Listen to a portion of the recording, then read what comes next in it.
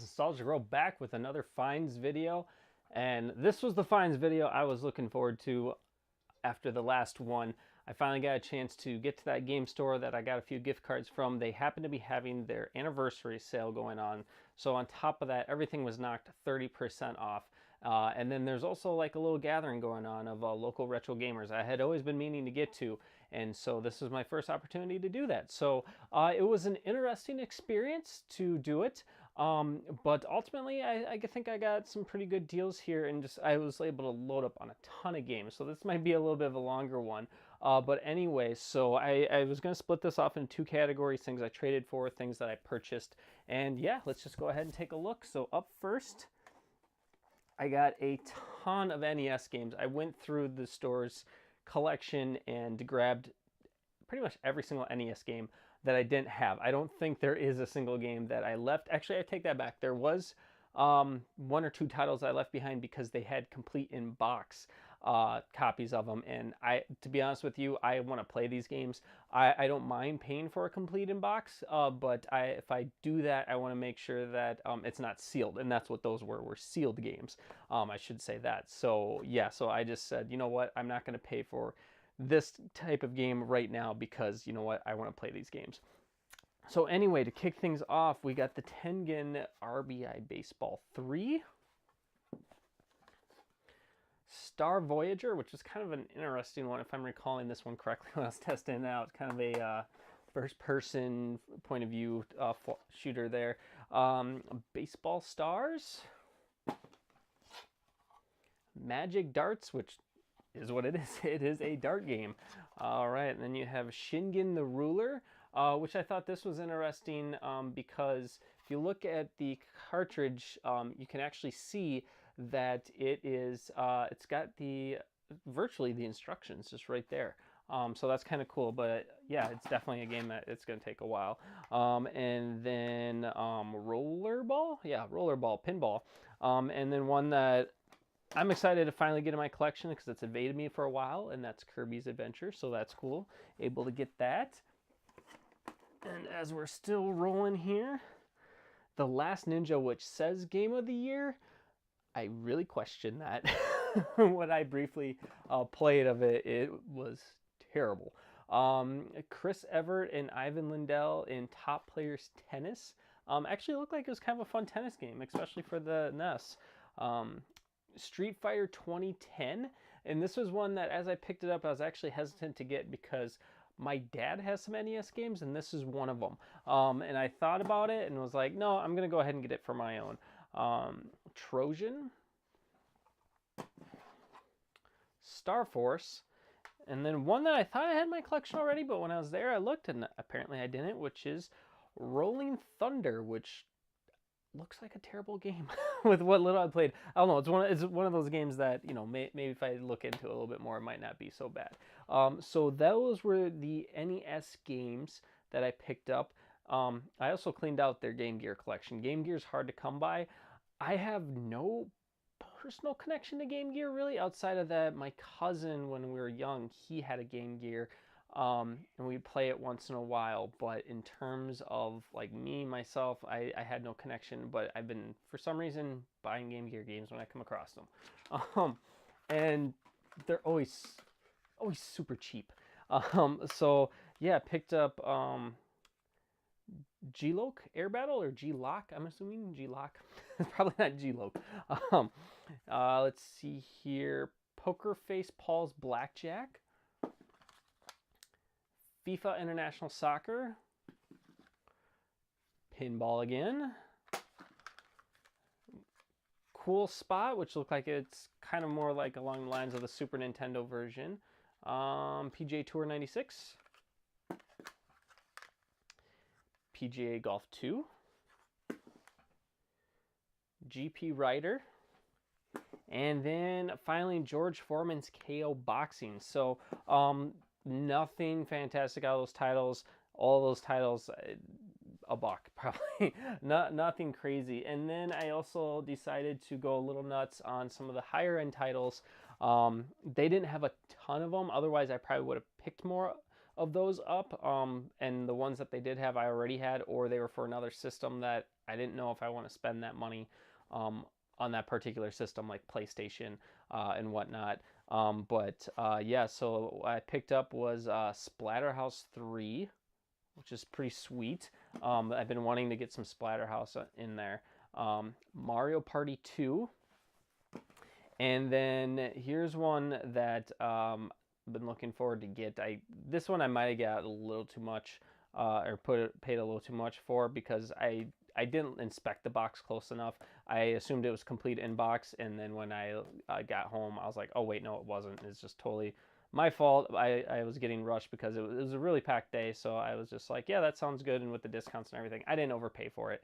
I just, I thought it was complete in box because they had it in the price, but that is Castlevania Bloodline. So either way, still an awesome game, good price for it, with all the deals. So that's what I all bought from the store. So awesome haul already. And then, like I said, there's this group of local gamers that got together. It was interesting to me because I thought like there would have been a lot more wheeling, dealing, trading with them, but actually, like, I set my stuff up that I had, which was a decent amount compared to, but not like compared to what everyone else brought. Some guys didn't have a ton, so that's where it's like I definitely wasn't on the low end. But with what I brought, I really felt like, oh, I didn't bring that much great stuff.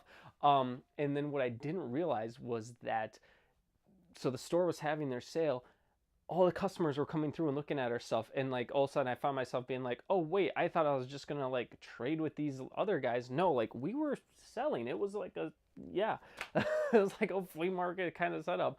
And so it was kind of weird, and but at the same time it was kind of fun and interesting just seeing what people were looking for.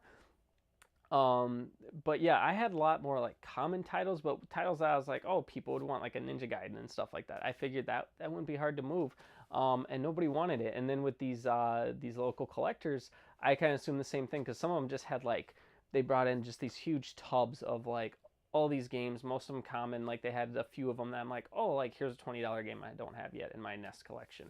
And so I would be like, hey, would you trade with me? Like I'd give you Ninja Gaiden 1 and 2 for this game, like just straight up even trade. And they're like, yeah, no, we're not interested in that. Like they only wanted to sell, and that was that.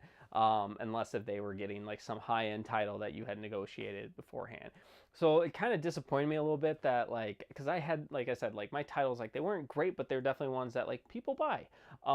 So yeah, it was a little disappointing, but what I ended up doing is I traded a lot of stuff with the store. There was one guy that I did trade. Actually, I take that back. There's two guys I traded with there that we did like kind of a straight up trade. And I did sell a couple things. So this is what I got off of that then. So let's see here. To kick things off, I picked up a couple of Game Boy and Game Boy Advance titles. So just trading for a GameCube box. That's all what it was.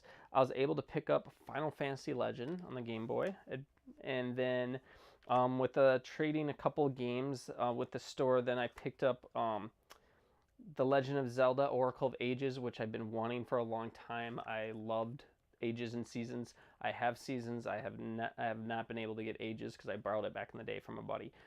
So I'm glad that I finally got this one in my collection. And then also Street Fighter Alpha 3 on the Game Boy Advance. So some solid titles there. And then some more Genesis titles. Fatal Fury 2. Let's see here. Cage Kai Fist of Steel. Atomic Runner. And Streets of Rage 2, which I've been wanting to try because one of my very first reviews was on Streets of Rage, and I didn't give it that great of a review. But, everyone says Streets of Rage 2 is one of the most amazing games or whatever. So I'm glad I got that. Now I can kind of give it a little whirl and see what I think. Up next then, for some other trades that I did with the two games that I got trading with the people there, I was able to pick up Parasite Eve. This is the collector's edition, but either way, I was happy to get this. I traded my Spyro game.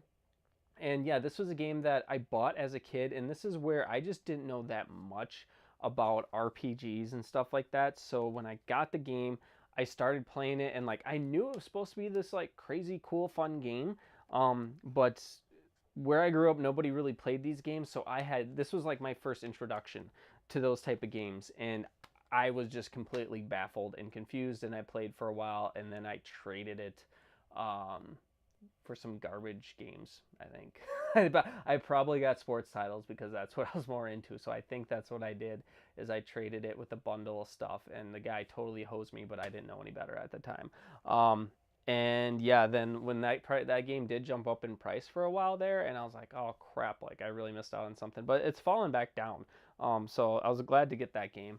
And then finally another game that kind of completes my trilogy of the games, and I've been looking for it to get it. He had a couple copies, so I picked up the better one, and I traded him Mega Man 2, and then I gave him 20 bucks on top of that, I think, something like that. Gave him a little cash, just because he was one of those guys where he's just like, yeah, I don't really want these games, but your Mega Man 2 is worth enough, I'll take it. And that is Ninja Gaiden 3. So yeah, so glad to have this one too. I don't know how the reviews say this game is, but just briefly playing it, it definitely seemed like slower, a little more different than the others. But either way, I've been wanting to complete that collection. I have yet to beat any of them, but I have it in my goals to beat Ninja Gaiden at some point. But yeah, I've gotten to at least the last level, but it's just one of those games where, you know, you got to sit there and play it over and over, and I've only played it just in recent history. So yeah, so that's everything that I got from this. So a pretty nice haul. I'm pretty happy with everything. I think I could have did a little better on the deals and stuff, but you know, that was just, I was inexperienced and I kind of got overwhelmed. But if next time if I come across that, I know more what to expect. But anyway, yeah, that's what I have. Hopefully you guys are finding good things. Garage sales, I mean, I don't know how the weather's doing all over the United States, but the weather here in the Midwest is crazy, and it's getting super warm again already. So I'm expecting garage sales to be kicking up soon. I'm hoping to be able to hit them up a little bit more here. But yeah, we'll see what happens and what I can find. I'm assuming I'm probably going to find more newer titles than old, but that's okay if it's still only a couple bucks. So hopefully you guys are having some good luck. Please let me know and what you have found down below. Shoot me some video links or whatever so I can take a look and see what you guys got. As always, guys, thanks for tuning in, and I'll talk to you next time.